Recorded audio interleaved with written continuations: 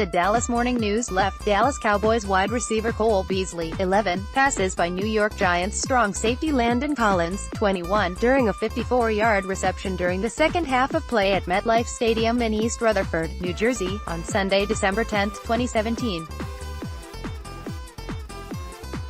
Dallas Cowboys defeated the New York Giants 30-10.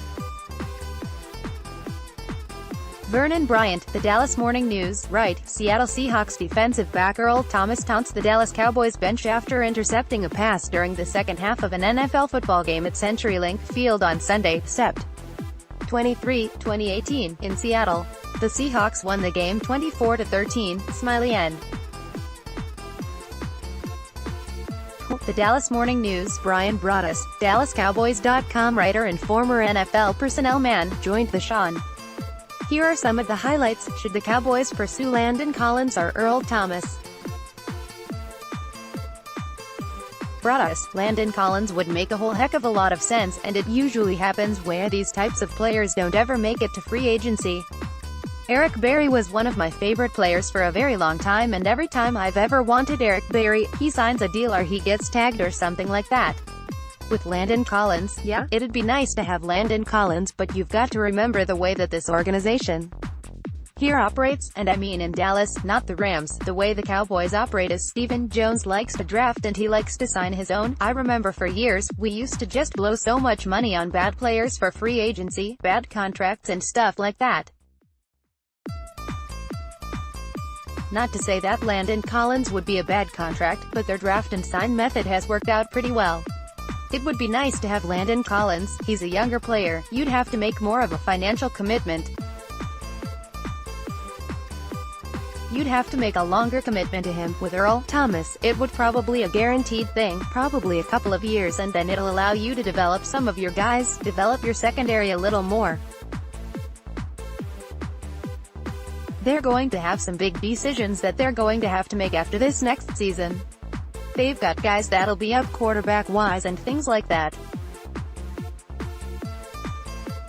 Sign up for our free Cowboys newsletter.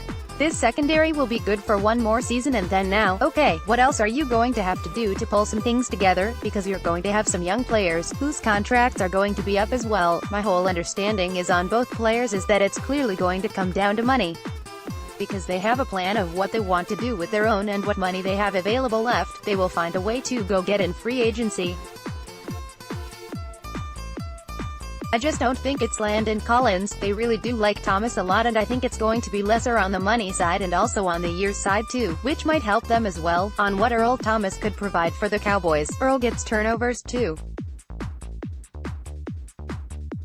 I'm not just talking about the two he had against Dallas early in the year.